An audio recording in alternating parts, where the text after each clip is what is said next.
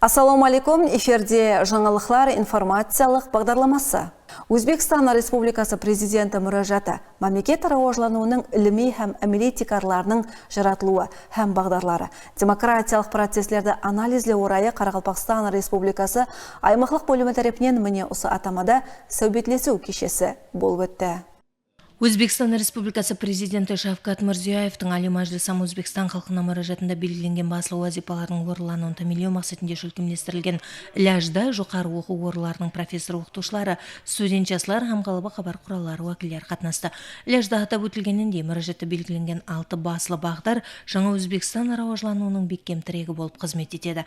Әсіресе 2006 жылдың елімізде махаллені рауажландыру һәм жәмиетті жетілістіру жылы деп белгіленуі реформалардың орайында инсан қадірі һәм махалле мәпі тұрғанының айқын көрінісі болып табылады. Mahallada gaz, suv, svet masalasi hal qilinadi. Yo'llarni ta'mirlash, maktablarda, masalan, har bir maktabda alohida o'zini kutubxonasidan tashqari har yili 10 million kitob berish nazarda tutilgan. Demak, maktablar kutubxonasi kengaytirilsa, kelajakdagi yoshlarimiz maktabda nafaqat o'zini bilimini, masalan, ma'lum bir fan bo'yicha, balki u o'z bilimini yana keng miqyosda rivojlantirish uchun juda katta imkoniyat yaratiladi.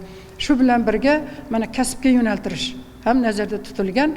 O'zbekiston bo'yicha 100 ta texnikum yana qaytadan eng oxirgi jihozlar bilan, innovatsion jihozlar bilan ta'mirlanadi. Texnikum bitirgan yoshlar ham o'z sohasining yetuk mutaxassisi bo'lib yetishishida bu zamin yaratadi.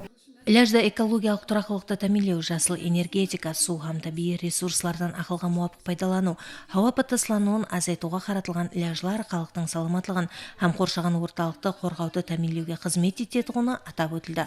Соның менен бірге заманауи мемлекеттік басқару һәм әділ суд құқық системасын қалыптастыру, электрон үкіметті рауажландыру, коррупцияға қарсы кескін күресу арқылы жәмиетте әділдік һәм сенім орталығын бекемлеу мақсат етілгеніне айрықша ітібар қаратылды.